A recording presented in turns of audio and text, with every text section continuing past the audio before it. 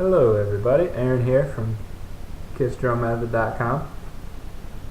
Today we're going to talk about time signatures. And you'll notice I don't have my pad with me. It's because we don't actually need that to talk about time signatures.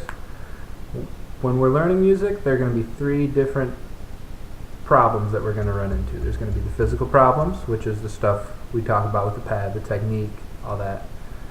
There's going to be mental problems, stuff that you just don't understand, and there'll be emotional/spiritual problems, things that just don't feel right, don't work right, you just can't seem to put it together for whatever reason.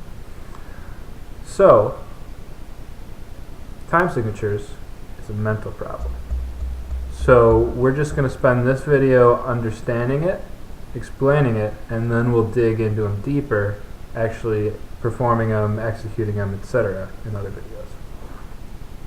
So I made this little handy-dandy chart, and it shows you some common and one not so common time signature and what they mean. So the top number in all these tells us the number of beats in each time signature. So in 4/4, which is the most common time signature, we're going to have 4 beats. 3/4 we would have 3, 7/8 we would have 7, and 11/16 we would have 11. Now the bottom number tells us the type of note that counts as one beat. So in 4/4, this means we have 4 quarter notes. 3/4 would have 3 quarter notes, 2/4 would have 2 quarter notes, 7/8 has 7/8 notes, 11/16 would have 11/16 notes in it. And there are a lot of different possibilities that we can come up for with this, obviously. And the bottom number is almost always going to be an even number. 4 means quarter notes, 8 means eighth notes, 16 means 16th notes. We could have 32. That would be the number of 32nd notes in a measure. That's not super common. The other one that you might see more often than 32 is you'd have 2. So that would mean how many half notes are in that measure. But for the most part, you're just going to see these 3 on the bottom. And you're going to count them the same way, no matter what number is on the bottom. You're going to count it based on the top number. So 4/4, you count 1, 2, 3, 4, right? 1, 2, 3, 4, 1, 2, 3, 4.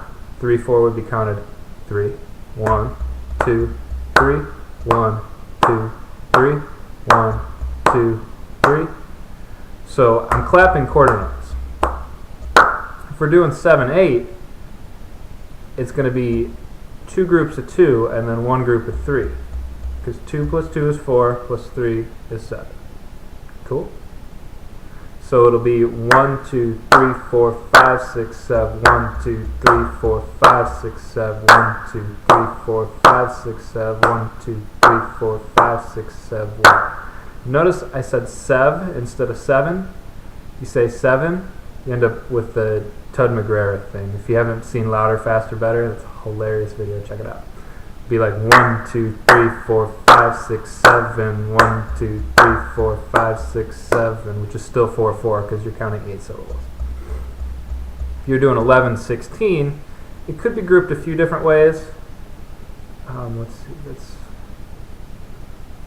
1, 2, 3, 4, 1, 2, 3, 4, 1, 2, 3, 1, 2, 3, 4, 1, 2, 3, 4, 1, 2, 3, 1, 2, 3, 4, 1, 2, 3, 4, 1, 2, 3, 1, 2, 3, 4, 5, 6, 7, 8, 9, 10, 11, 1, 2, 3, 4, 5, 6, 7, 9, 10, 11, 1, 2, 3, 1, 2, 3, 4, 5, 6, 7, 8, 9, 10, 11, 1, 2, 3, 4, 5, 6, 7, 8, 9, 10, 11, 1, 2, 3, 4, 5, 6, 7, 8, 9, 10, 11, 1, 2, 3, 4, 5, 6, 7, 8, 9, 10, 11, 1.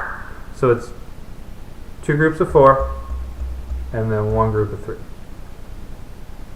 And every time signature is going to break down to that. It'll be either combinations of 2s and 3s or 3s and 4s, which, if you look at it, is really the same way. Just with the 16th notes, it makes more sense to do 4s and 3s, and with 8th notes, it makes more sense to do 2s and 3s. Cool? Try it out. Experiment with other time signatures. Send me questions if you have questions about any specific time signature, but that's the basics of it.